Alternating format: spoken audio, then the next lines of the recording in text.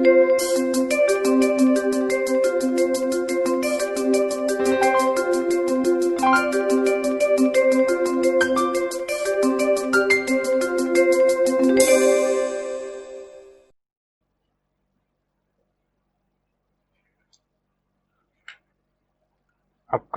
स्वागत है। Welcome in the class of economics.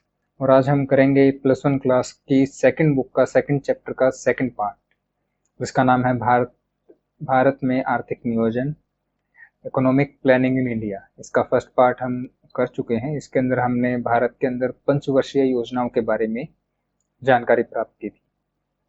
आशा है आपने उनके उद्देश्य, दीर्घकालीन जो लॉन्ग टर्म ऑब्जेक्टिव्स थे, शॉर्ट टर्म ऑब्जेक्टिव्स थे, उनके बारे में पढ़ा है। और अगर आपके अंदर थोड़ी सी भी जिज्ञासा रही है तो आपने पता कर लिया होगा कि क्या कमियां रही है, क्या हमने प्राप्त किया था आज़ादी के बाद इन पंचवर्षीय योजनाओं से।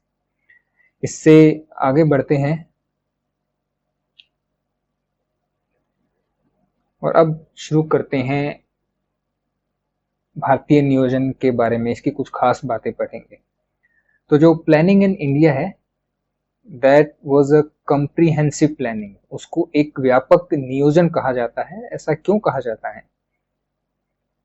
इसका कारण है आर्थिक समृद्धि तथा विकास ही नहीं अपितु सामाजिक वृद्धि तथा विकास पर भी केंद्रित था।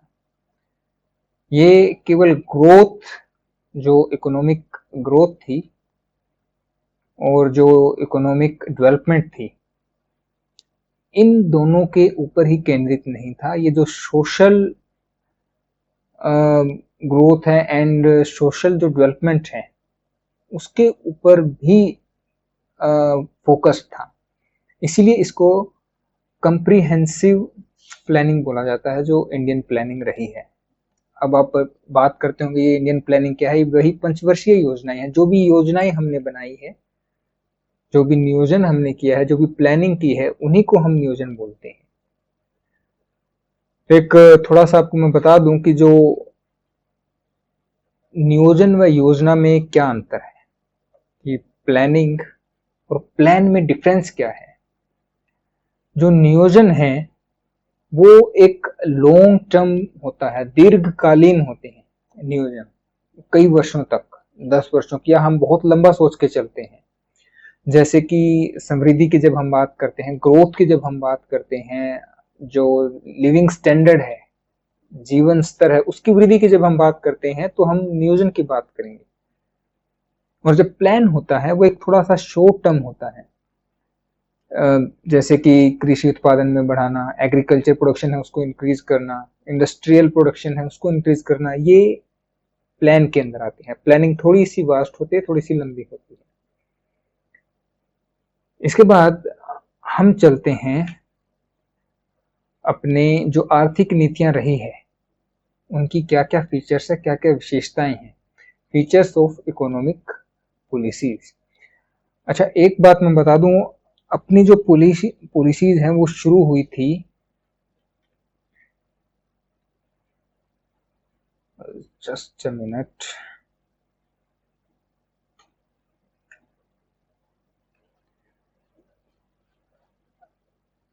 नाइनटीन 50 से लेके 1991, सॉरी यहाँ पे जो 1990 के लिए और 1991 है, एक तो ये पीरियड है। और एक पीरियड है 1991 के बाद से लेकर अब तक। तो इन दोनों को हम अलग अलग पढ़ते हैं। ये एक, इस जो ये पीरियड था, ये जो समय था, इसके अंदर एक अलग अप्रोच थी ग्रोथ के लिए, और जो ये नीचे वाला पीरियड है इसके अंदर एक अलग अप्रोच रही है। तो जो इसके अंदर हम इस चैप्टर के अंदर जो बातें करेंगे वो 1950 से 1991 के बीच में जो पीरियड रहा है उसके बारे में बातें होंगी। उसके अंदर जो आर्थिक नीतियां थी उनकी क्या विशेषताएं हैं। तो सबसे पहले है सार्वजनिक क्षेत्र पर भरोसा, रिलायंस ऑन पब्लिक सेक्टर। अब मैं आपको थोड़ा सा यहाँ पे क्लियर करूं कि दो तरह के सेक्टर होते हैं। एक पब्लिक सेक्टर बोलते हैं, इसे हम हिंदी में बोलते हैं सार्वजनिक क्षेत्र। एक होता है प्राइवेट सेक्टर, यानी कि निजी क्षेत्र।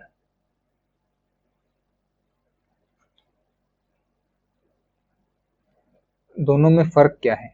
पब्लिक सेक्टर जो होता है इसको हम सरकारी कंपनी भी बोलते हैं नॉर्मली, ये सरकार के अधीन होता है, सरकार इसको चलाती है। जैसे मैं आपको एग्जांपल दूं, आपने देखा होगा रेलवे। रेलवेज क्या है? एक पब्लिक सेक्टर है, पब्लिक सेक्टर कंपनी है, सरकार की है। बीएसएनएल ये भी क्या है? एक पब्लिक सेक्टर कंपनी है। और एयरटेल हो गया, जियो, आइडिया, वोडाफोन, ये सब क्या है? ये प्राइवेट सेक्टर की कंपनी है। तो जो फैक्ट्री है या जो सेक्टर है वो निजी हाथों में होता है, उसे हम प्राइवेट सेक्टर या निजी क्षेत्र बोलते हैं। और जो सरकार चलाती है उसे हम पब्लिक सेक्टर या सार्वजनिक क्षेत्र बोलते हैं। जब हमने अपनी अर्थव्यवस्था को अपने हाथों में लिया था 1947 के बाद, तो हमने जो अपनी अर्थव्यवस्था है वो मिश्रित बनाई थी। मिक्स्ड इकोनॉमी का कंसेप्ट हम लेकर आए थे हमारी भारत के लिए। तो लेकिन जब हमने शुरुआत की थी वो सार्वजनिक क्षेत्र के ऊपर ज्यादा भरोसा किया था। अगर मैं आपको बताऊं तो 17 उद्योग थे, 17 उद्योग थे या 17 इंडस्ट्रीज थी जो पब्लिक सेक्टर के लिए रिजर्व रखी गई थी। इसका अर्थ है उद्योग सुरक्षित रखे गए थे कि जो 17 सेक्टर, जैसे कि रेलवे हो गया, पहले लोहे की जो फैक्ट्रियां थी, कोयले की जो फैक्ट्रियां थी, ये सारी चीजें केवल सरकार ही बना सकती थी। इसका अर्थ ये हुआ। और जो 12 उद्योग थे वो सुरक्षित रखे गए थे प्राइवेट सेक्टर के लिए, उनको छूट दी गई थी भी तुम बनाओ। तो इसका अर्थ क्या हुआ? शुरुआत में हमने सार्वजनिक क्षेत्र के ऊपर भरोसा रखा था। अब इसका कारण भी क्या था? कुछ रीजन भी थे तब। अब आप एक देश की कल्पना कीजिए जो अभी अभी आजाद हुआ है, जिसके पास एक नई नई सरकार है, जिनको कोई अनुभव नहीं है इन बातों का कि देश को कैसे चलाया जाता है। हमारे पास कोई रिसोर्सेज नहीं है, हमारे पास कोई तकनीक नहीं थी। देखो, जब अंग्रेज थे या इंग्लिश लोग थे, उनके पास टेक्निक थी, उनके पास इंडस्ट्रीज थी उनके देश में, वो तकनीक यहाँ पर ला सकते थे। भारत के अंदर रेलवे है, वो अंग्रेजों की देन है, वो लेकर आए थे। टेलीफोन भी उन्होंने जो लाइनें थी वो बिछाई थी, अपने उन्होंने किया, अपने लिए था, लेकिन भारत के अंदर तकनीक तो लेकर वो आए थे। तो हमारे पास ऐसा कुछ नहीं था। तो आर्थिक विकास के लिए कई उद्योग ऐसे थे जो निजी क्षेत्र की क्षमता के बाहर थे। अब मान लीजिए रेलवे ही है, रेलवे कोई प्राइवेट कंपनी नहीं बिछा सकती सारे देश के अंदर। बहुत ज्यादा जमीन खरीदनी पड़ती है, बहुत ज्यादा खर्चा है, और फिर आपको पता नहीं उससे उतनी आमदनी हो भी या नहीं हो। तो ये क्षेत्र ऐसे थे जो निजी क्षेत्र के बस की बात नहीं थी, इसलिए सरकार ने इन क्षेत्रों को अपने हाथ में लिया। दूसरा था कि जो बिजली है, सड़कें हैं, वैज्ञानिक अनुसंधान है, सिंचाई, निर्माण कार्य, इनमें निजी क्षेत्र को कोई रुचि नहीं थी, उस समय नहीं थी।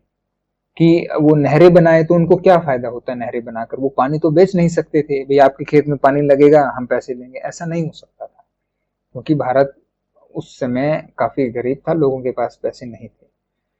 तो ऐसे क्षेत्रों के अंदर निजी क्षेत्र, अगर सरकार बोल भी देती भाई नहरें बना लो तुम जाओ, तो वो क्यों बनाते? तो इस कारण उनका कोई इंटरेस्ट भी नहीं था। कुछ महत्वपूर्ण क्षेत्र थे जैसे बैंकिंग थे, जो पैसे का लेन देन वाला है, अगर वो मान लीजिए सारा का सारा निजी क्षेत्रों में चला जाए, पैसा उन्हीं के पास सारा हो जाए, तो एक आर्थिक शक्ति का केंद्रीयकरण हो सकता था। मतलब फिर वो सरकार को एक किस्म से ब्लैकमेल कर सकते थे कि हमें ये सुविधाएं चाहिए, हमें ये टैक्स में छूट दो, हमारे लिए ये फायदे की बातें करो। तो सरकार ने ऐसे कुछ उद्योग या ऐसी जो सेवाएं थी वो अपने पास रखी। उसके बाद सार्वजनिक क्षेत्र को निजी क्षेत्र की तुलना में संचालित करना आसान था, क्योंकि सरकार की फैक्ट्रियां थी, सरकार अपने हिसाब से उत्पादन कर सकती थी, उनका अपने हिसाब से नियम बना सकती थी।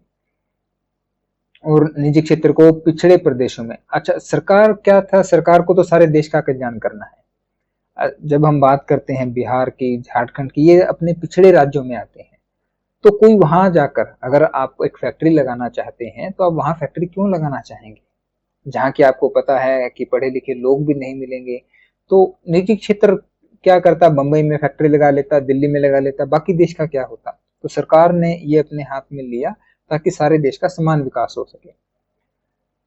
चलो, दूसरा है निजी क्षेत्र का नियंत्रित विकास। तो इसके अंदर कुछ कानून बनाए गए थे, नियम बनाए गए थे कि निजी क्षेत्र फैक्ट्री खोल सकता है तो उसको लाइसेंस लेने पड़ेंगे। जैसे कि औद्योगिक विकास एवं नियमन कानून है 1948, उसको हर एक उद्योग को स्थापना के लिए लाइसेंस लेना पड़ता था। पहले बहुत ज्यादा शर्तें होती थी, अगर आपने कभी सुना हो लाइसेंस राज है, या बाहर से फैक्ट लोग क्यों नहीं इन्वेस्ट करते हैं इंडिया के अंदर, तो ये कुछ कारण रहे थे। बहुत सारी पाबंदियां और भी थी, बहुत सारे कानून भी और थे। अच्छा, उसके बाद है छोटे पैमाने के उद्योगों को संरक्षण व जो बड़े पैमाने के उद्योग थे उनका नियमन किया गया। Protection of small scale industries and regulation of large scale industry. जो छोटे उद्योग कौन से होते हैं, हथकरघा है, जैसे अचार बनाने की छोटी मोटी आसपास की फैक्ट्रियां हैं, घड़े बनाने के जो उद्योग थे, रेशम जो बनाते थे, ऐसे जो सूत से जो खेस दरी आपने देखी होगी, ऐसे बहुत छोटे छोटे उद्योग होते थे भारत के अंदर। तो इनके लिए तो अलग से संस्थाएं बनाई गई जो इनको बढ़ावा देती थी। जो बड़े उद्योग थे उनको कंट्रोल करने के लिए निगम बनाए गए थे या बोर्ड्स ऐसे बनाए गए थे जो उनके लिए नियम बनाते थे। तो उसके बाद है बचत व निवेश में वृद्धि, increase in savings and investment. बचत आप समझते ही होंगे क्या होती है। जो आपकी आय होती है उसका जो हिस्सा बचा लेते हैं, जमा कर लेते हैं बैंक के अंदर या घर रख लेते हैं, उसे हम बचत बोलते हैं। वह उसका कहीं निवेश कर देते हैं। निवेश आपको बताता हूँ कैसे होता है कि मान लिया आपने अभी सोना खरीद लिया और जब वो महंगा होता है तो उसे आप बेच देते हैं, उसे निवेश करना बोलते हैं। ऐसे आपने किसी भी चीज के अंदर निवेश कर दिया है, शेयर खरीद लिए हैं या फिर एफडी करवा ली है, बैंकों के अंदर निवेश कर दिया है, बहुत सारे तरीके हैं निवेश करने के। तो इसके अंदर काफी वृद्धि हुई थी, क्योंकि वृद्धि क्यों हुई थी, सरकार इनकम टैक्स लेती है। इनकम टैक्स क्या होती है, जो आप कमाई करते हो, एक मान लीजिए आपकी कमाई 2 लाख से ज्यादा है, अगर सरकार बोलती है कि जिसकी कमाई जो अभी है वो 2,50,000 है मिनिमम, वहां तक अगर आपकी कमाई है तो आपको कोई टैक्स नहीं देना।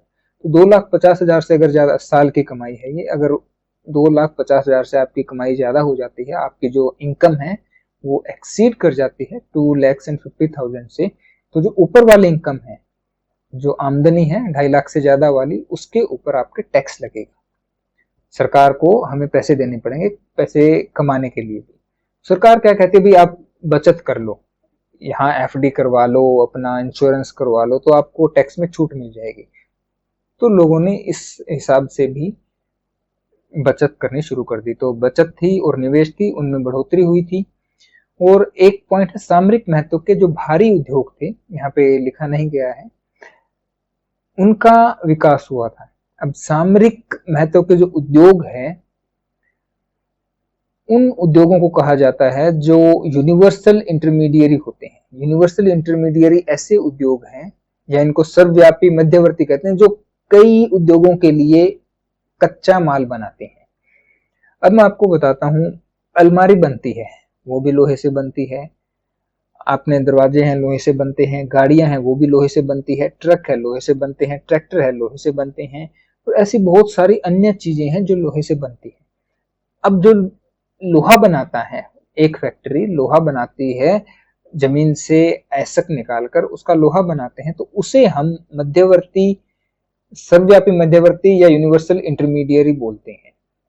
ये भारी उद्योग है और सबको काम आता है, तो ऐसे उद्योग बनाए गए। अब जैसे कोयला उद्योग है, बिजली बनाने के लिए कोयला चाहिए, ट्रेन चलाने के लिए 1950 के आसपास की बात कर रहे हैं। कभी आप सोचो कि कोयले से कौन सी ट्रेन चलती है, उस समय में चलती थी।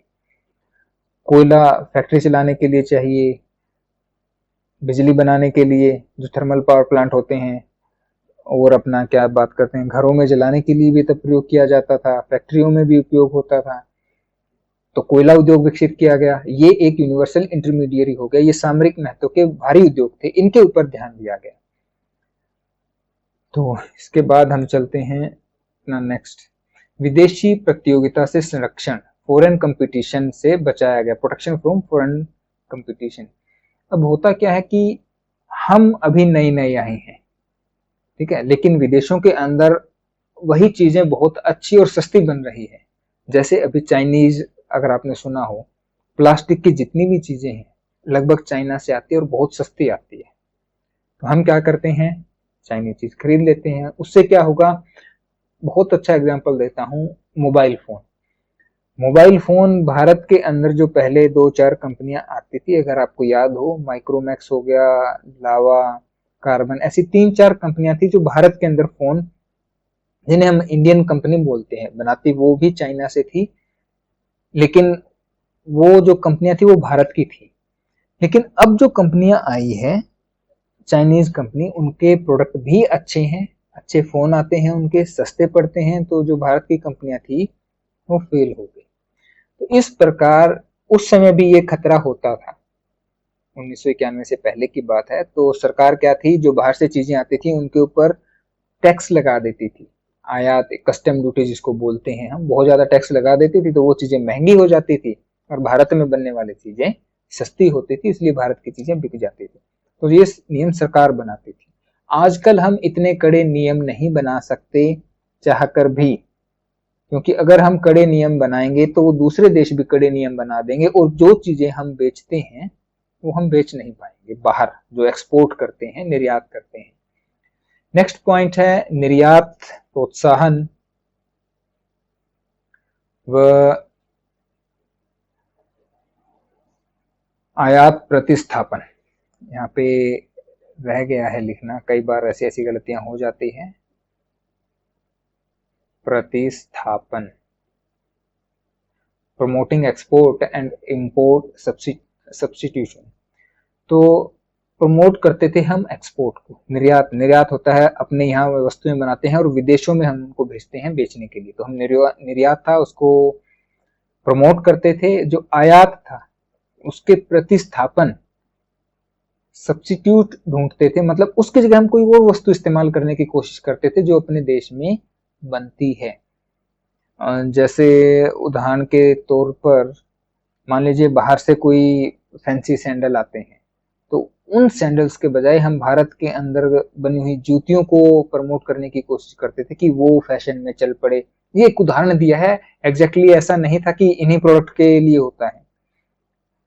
जैसे कॉफी थी, कॉफी भारत के अंदर कम पीते थे, हम कोशिश करते थे कि भारत की चाय बिके भारत के अंदर, तो हमें आयात कम करना पड़े, इसी को बोलते हैं आयात प्रतिस्थापन या इंपोर्ट सब्स्टिट्यूशन।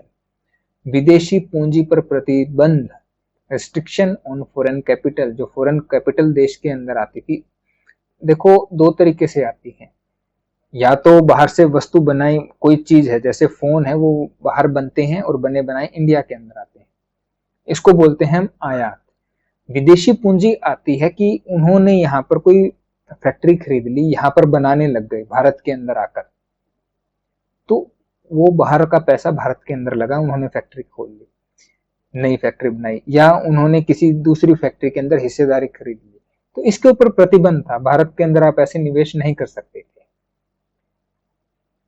तो उसके बाद है सेंट्रलाइज्ड प्लानिंग, केंद्रीयकृत नियोजन। इसका अर्थ है, देखो भारत नया नया बना था, आजाद हुआ था, बना तो नहीं था सॉरी, उसके अंदर जो राज्य थे वो अभी अभी बने थे, कई रियासतें मिले थी, तो उनके अंदर जो मुख्यमंत्री थे या जो भी ब्यूरोक्रेसी जो भी एडमिनिस्ट्रेशन देखती थी, उनके पास अभी इतना अनुभव नहीं था, वो अपनी जो रूल्स रेगुलेशन है वो खुद नहीं बनाते थे, जो सेंटर में बन गई, केंद्रीय सरकार ने बना दी, भारत सरकार ने जो बना दी, उसे ऐसे कैसे लागू कर देते थे, मतलब मतभेद नहीं थे।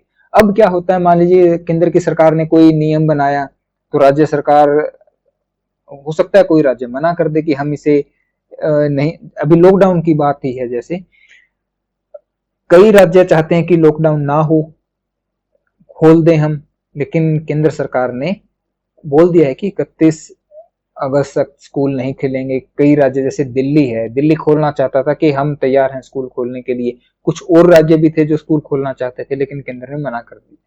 तो यहाँ पे ये नीति किसकी लागू हुई है? केंद्र की। अब थोड़ा सा आपस में टकराव हो जाता है, लेकिन पहले टकराव नहीं था। केंद्र की नीति ऐसे की ऐसे लागू हो जाती थी। इसे हम केंद्रीयकृत नियोजन या सेंट्रलाइज्ड प्लानिंग कहते हैं। अच्छा, कुछ बात करते हैं राज्य द्वारा हस्तक्षेप क्या होता है। The focus of state intervention. जब आप कोई आर्थिक नीतियां बनाते हैं तो सरकार कैसे हस्तक्षेप करती है, इसे ही हम राज्य द्वारा हस्तक्षेप बोलते हैं। छोटा सा पॉइंट है, मैं आपको केवल समझाना चाहता हूँ। ये क्यों किया जाता है? तो ये किया जाता है धन और आय वितरण की असमानता को कम करना। अगर राज्य हस्तक्षेप ना करे तो जो फैक्ट्रियां हैं वो क्या चीजें बनाएगी? क्योंकि उनका काम क्या है? उनको लाभ कमाना है। वो क्या कमाना चाहते हैं? लाभ कमाना चाहते हैं। तो ऐसी चीजें बनाएगी जो अमीरों को पसंद हो। आपके लिए कोई चीज नहीं बनेगी गरीबों के लिए, क्योंकि उन्हें आप तो खरीद ही नहीं सकते। आप खरीद पाओगे अगर ऐसी चीजें बनाते हैं तो उससे आप उनको लाभ नहीं होगा। तो इससे क्या होगा? वो और अमीर होते जाएंगे और गरीब और गरीब हो जाएंगे, क्योंकि उनके लिए कोई सामान नहीं बनेगा। और साधनों का सही आवंटन, आवश्यक वस्तुओं के उत्पादन पर प्रभाव ना पड़े तो सरकार हस्तक्षेप करती है कि अब मान लीजिए लोहा है, लोहे से आप रेलगाड़ी बनाना चाहेंगे या गाड़ी, कार, तो सरकार ये चाहती है कि उससे रेलगाड़ियां ज्यादा बने ताकि सभी लोग उसमें सफर कर पाए, सभी लोगों को फायदा हो। निजी एकाधिकारी फर्मों पर निगरानी। जो मोनोपोली होती है कई, जैसे अगर आपको याद हो या आप अपने बड़ों से पूछना, मोबाइल फोन के अंदर कभी नोकिया नाम की एक कंपनी होती थी, उसकी मोनोपोली थी। उसके अलावा कोई भी मोबाइल सेट भारत के अंदर बिकता नहीं था, सैमसंग को या थोड़ा बहुत ऐसे छोड़ दें तो ऐसी फर्मों के ऊपर निगरानी रखी जाती थी ताकि वो उपभोक्ता का शोषण ना कर पाए और आधारिक संरचना का विकास किया जाता था। अब ये सारी बातें राज्य के हस्तक्षेप के बिना नहीं हो सकती। चलिए इसके बाद आगे बढ़ते हैं। हमने अभी बात की थी विशेषताएं क्या थी, अब हम जल्दी जल्दी बात करेंगे उपलब्धि क्या है। फिगर्स में अब हम बात करेंगे और बहुत ज्यादा बातें नहीं करेंगे क्योंकि काफी लंबा चैप्टर हो गया समझाने में। इतना लंबा है नहीं ये सेकंड पार्ट। तो सबसे पहले उपलब्धि थी राष्ट्रीय आय में वृद्धि, इंक्रीज इन नेशनल इनकम। जो राष्ट्रीय आय है, सारे देश की जो उत्पादकता है, जो इनकम है, उसके अंदर वृद्धि हुई थी। जब हम आजाद हुए थे अंग्रेजों के समय, तो मैं आपको बता दूं, जो वृद्धि दर थी 0.5%, ये वृद्धि होती थी। मतलब हमारी 100 रुपए पिछले साल आमदनी थी भारत की, देश की बात हो रही है, मान लीजिए 100 रुपए थी, तो अगले साल 100 रुपए 50 पैसे, ये बढ़ोतरी थी। अगले साल इतनी आमदनी। आजादी के बाद हमारी जो ये राष्ट्रीय आय है 4.6। पहली जो योजना थी 5 वर्षीय योजना, उसके अंदर ये बढ़ोतरी रही है। मान लीजिए पिछले साल 100 रुपए है, तो इस योजना के बाद 104.6 रुपए राष्ट्रीय आय, नेशनल इनकम हमारी हो गई है और ये बढ़ती ही रही है धीरे धीरे। इसके बाद हमने लक्ष्य रखा था 5% का, धीरे धीरे 5, फिर 7, 7.5 और 6.7, हम 8 तक भी पहुंच गए थे। लेकिन हुआ क्या कि अभी जो मंदी आई थी पीछे, उसके कारण हम इतनी हासिल नहीं कर पाए। राष्ट्रीय आय के अंदर वृद्धि, याद रखना, नेशनल इनकम के अंदर जो इंक्रीज है वो आजादी के बाद बहुत अच्छा रहा है। डिफरेंस इतना है, आजादी से पहले 0.5 था और आजादी के बाद कम से कम भी 4 से हमेशा ऊपर रहा है। तो इतना डिफरेंस है। देख लीजिए कि इसको हम गुना में करके मापें तो 8 गुना बढ़ोतरी हुई है। इसके बाद है प्रति व्यक्ति आय में वृद्धि। अगर आप देखो कि हर एक व्यक्ति की प्रति व्यक्ति आय निकालना हम सीख चुके हैं पीछे के लेसन में। जो प्रति व्यक्ति आय में वृद्धि है वो स्वतंत्रता से पहले, जो इंडिपेंडेंस है उससे पहले लगभग 0 थी, कोई बढ़ोतरी नहीं होती थी। लेकिन उसके बाद 3%, कभी 2%, 1%, जो अपनी प्रति व्यक्ति आय है उसके अंदर बढ़ोतरी होती रही है।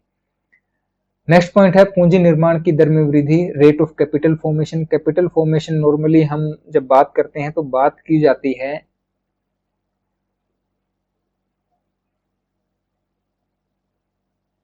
जो बचत होती है, क्योंकि जितनी ज्यादा आपकी आमदनी होगी उतनी ही ज्यादा आप बचत कर पाएंगे, जितनी ज्यादा बचत होगी उतनी ही ज्यादा हम उसको निवेश कर पाएंगे। तो जितनी ज्यादा बचत होती है, ये जो अपना पूंजी निर्माण है इसकी दर में काफी वृद्धि हुई है। अगर हम बात करें 1950-51 के अंदर राष्ट्रीय आय का 8.6% थी हमारी बचत की जो दर है, और अब 2016-17 के अंदर जो बचत की दर है वो 30.3% हो गई है। तो आप सोच सकते हैं कि पूंजी निर्माण की जो दर है उसमें बहुत वृद्धि हुई है। उसके बाद है कृषि में संस्थागत एवं तकनीकी परिवर्तन, institutional and technical change in agriculture. कृषि के अंदर दो तरह के परिवर्तन हुए हैं, एक संस्थागत के अंदर आते हैं जो भूमि संबंधी सुधार हुए हैं, इसके ऊपर एक पूरा चैप्टर आएगा कृषि के ऊपर, उसके अंदर ये सारी चीजें हम बहुत डिटेल में पढ़ेंगे। जैसे भूमि जोतने के बीच राज्य सरकार और जो भूमि जोतते हैं उनके बीच में जो मध्यस्थ होते थे, जो जमींदारी प्रथा होती थी पहले, वो क्या करते थे, जो किसान लोग होते थे उनसे कर लेते थे जमींदार, और उनमें से कुछ देते थे वो सरकार को, मतलब ऐसा एक सिस्टम होता था। तो इसके अंदर क्या होता था, जो जमींदार होते थे वो बहुत सारा पैसा अपने पास बीच में रख जाते थे, सरकार तक नहीं पहुंचाते थे। तो ना तो सरकार को मिला और किसान के पास से चला गया, तो ना किसान को फायदा हुआ ना सरकार को फायदा हुआ, बीच में लोग खा जाते थे। तो इस चीज का बदलाव किया गया, लगानों का आधुनिकीकरण किया गया, भूमि जोतों की उच्चतम सीमा और भूमि का पुनः वितरण किया गया। पहले लोगों के पास हजारों एकड़ जमीन होती थी, सरकार ने क्या किया, जमींदारों से जमीन लेकर जिन लोगों के पास भूमि नहीं थी उन्हें आपस में बांट दी। तो ऐसे परिवर्तन हुए, इन्हें भूमि सुधार कहा जाता है या संस्थागत परिवर्तन इनको बोलते हैं। उसके बाद टेक्निकल चेंज हुए थे। टेक्निकल चेंज क्या हुए, तकनीक बदल गई, नए बीज आ गई, नई मशीनें आ गई, सिंचाई करने के तरीके बदल गए, इन सबको हम टेक्निकल चेंज करते हैं। तो ये सारे परिवर्तन हैं, ये हमारी पंचवर्षीय योजनाओं की देन है। इसके बाद उपलब्धियां हैं, आधारिक संरचना, आर्थिक आधारिक संरचना का विकास, इकोनॉमिक इंफ्रास्ट्रक्चर जिसे हम बोलते हैं।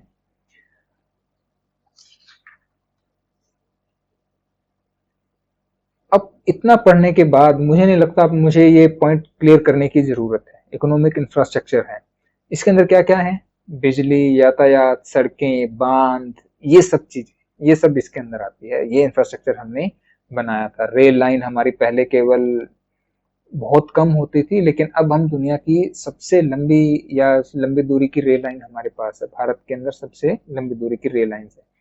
उसके बाद है सामाजिक आधारित संरचना का विकास, डेवलपमेंट ऑफ सोशल इंफ्रास्ट्रक्चर। जब हम समाज की बात करते हैं तो समाज के अंदर हम आते हैं, मनुष्य आते हैं, मानव आता है, और मानव के अंदर हम विकास करेंगे तो क्या बात होगी, सबसे पहले प्रति व्यक्ति आय तो हो चुकी है, उससे भी पहले बिल्कुल बेसिक पे हम चलते हैं, मृत्यु दर कम हुई है, औसत आयु में बढ़ोतरी हुई है, अनुसंधान केंद्र बने हैं, रोग कम हुए हैं, बीमारियां कम हुई है, लोगों के जीवन स्तर में वृद्धि हुई है। ये है सामाजिक आधारित संरचना का विकास। स्वास्थ्य सेवाएं बढ़ी है, शिक्षा का विकास हुआ है, ये सब सोशल इंफ्रास्ट्रक्चर के अंदर आते हैं। उसके बाद है रोजगार में वृद्धि, इंक्रीज इन एम्प्लॉयमेंट। अब इतनी कृषि में बढ़ोतरी हो गई, इतने उद्योग बढ़ गए, तो सिंपल सी बात है कि रोजगार बढ़ेंगे। उसके बाद आधुनिकीकरण, मॉडर्नाइजेशन, मतलब जो भी परिवर्तन हुए हैं, उद्योग भी नए तरीके से चलने लगे हैं, कृषि में भी नई विधियां आई है जिससे कि कृषि उत्पादन बढ़ा है, सार्वजनिक क्षेत्र का विकास हुआ है, हर एक जगह मॉडर्नाइजेशन हुआ है, तकनीक में परिवर्तन आया है। उद्योगों का एक पॉइंट है, इसके अंदर उद्योगों का विकास हुआ है, आधारभूत उद्योग है या जो निजी उद्योग है, सबका विकास इन योजनाओं के कारण हुआ है। उसके बाद आत्मनिर्भरता तथा आत्मविश्वास, self sufficiency and self reliance, ये एक चीज है जो बढ़ी है। अगर हम बात करें 1950-51 से पहले या जब युद्ध हुए थे हमारे पास खाने की बहुत ज्यादा कमी हो गई थी, अनाज की। यहाँ तक भी कहा था कि जब तक युद्ध होता है भारत के लोगों को एक समय का भोजन त्याग देना चाहिए, ऐसी बातें हमने सुनी है। ये हालत आ गई थी, हमें खाना अनाज भी बाहर से मंगाना पड़ता था। उसके बाद आप देखिए कि हम आयात से निर्यातक बने हैं, अनाज है वो हम अब निर्यात करते हैं। तो ये अपनी आत्मनिर्भरता की बात है। बहुत सारी चीजें हम अपने देश में बनाने लगे, गाड़ियां हैं अपने देश के अंदर बनती है, चाहे हो सकता है कंपनी बाहर की हो लेकिन अपने देश के अंदर बनती है। तो बहुत सारी चीजों में हम आत्मनिर्भर हो गए हैं। इसके बाद हम आगे बढ़ते हैं, तो हमने विशेषताएं पढ़ी, हमने पढ़ी उनकी उपलब्धियां। अब हम थोड़ी सी असफलताएं देखते हैं कि देखिए, अगर हम बात करें, हमारे देश का उतना अच्छा विकास नहीं हुआ है जितना अच्छा होना चाहिए था। 1980 के अंदर 1980-81 के आसपास चीन हमसे गरीब होता था, हमसे बहुत ज्यादा गरीब लोग थे, इतना विकास भी नहीं था। लेकिन उसके बाद एकाएक आप देखिए चीन कहाँ पहुंच गया है, और हम अभी भी विकासशील देशों में केवल आगे आने की कोशिश कर रहे हैं।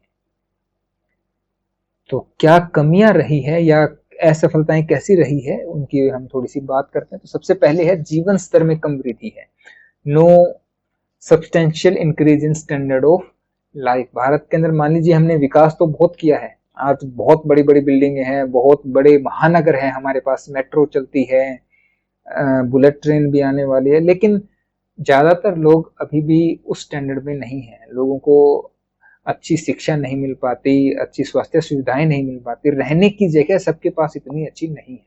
अगर हम दिल्ली में जाते हैं, कभी आप ट्रेन में अगर दिल्ली में गए हो, तो जो रेलवे लाइन है उसके आसपास बहुत सारी झोपड़पट्टी है, झुग्गियां हैं जिन्हें हम बोलते हैं। तो जीवन स्तर में उतनी वृद्धि नहीं हुई है जितनी होनी चाहिए थी।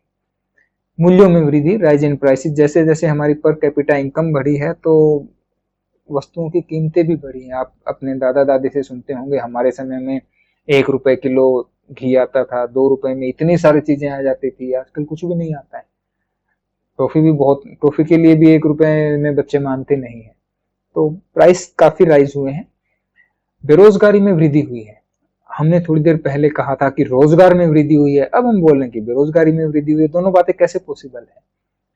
पॉसिबल है, देखो पहले बहुत कम फैक्ट्रियां थी, भूमि भी इतनी नहीं थी कि हम ज्यादा कृषि कर सकें, रोजगार बढ़े हैं, लेकिन जो हमारी जनसंख्या है वो उससे भी तेजी से बढ़ी है।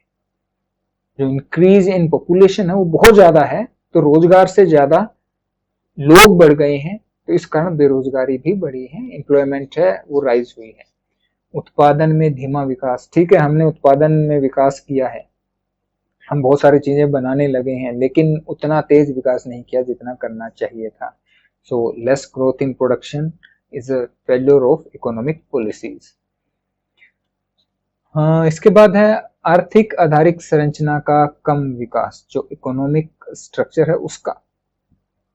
अभी अगर हम 4-5 साल की बात छोड़ दें, उससे पहले सड़कें इतनी अच्छी नहीं थी। अगर आप कभी चंडीगढ़ गए हों, आपके पापा या चाचा पहले गए हैं कभी, चंडीगढ़ की सड़क बहुत बुरी होती थी।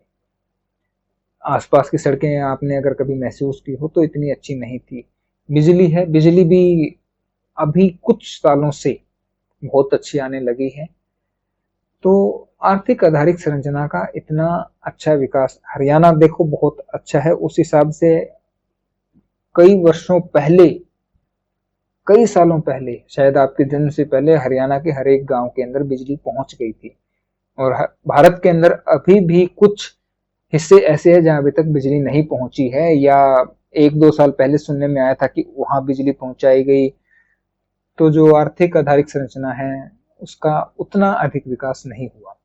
आय और धन का असमान बंटवारा, inequal distribution of income and wealth, जो अमीर है वो और ज्यादा अमीर हो रहे हैं, जो गरीब है वो गरीब भी हो रहे हैं। तो जो धन है, जो आमदनी है, उसका बराबर बंटवारा नहीं है, अमीरों को ज्यादा मिल जाता है, गरीब लोग उतना, या जो कम शिक्षित है वो उतना लाभ नहीं ले पाते हैं। अकुशल प्रशासन, इनएफिशिएंट एडमिनिस्ट्रेशन, इसका अर्थ क्या हुआ कि सरकारें जब पॉलिसी बनाती है तो बहुत अच्छी सोच समझ कर बनाती है, बहुत दिमाग वाले, बहुत ही इंटेलिजेंट लोग बैठते हैं, तो होता क्या है, जो उनके इम्प्लीमेंटेशन है वो उतना अच्छे से नहीं हो पाता है। जमीन पर उतरते उतरते धरातल पर जब उस पॉलिसी को लागू किया जाता है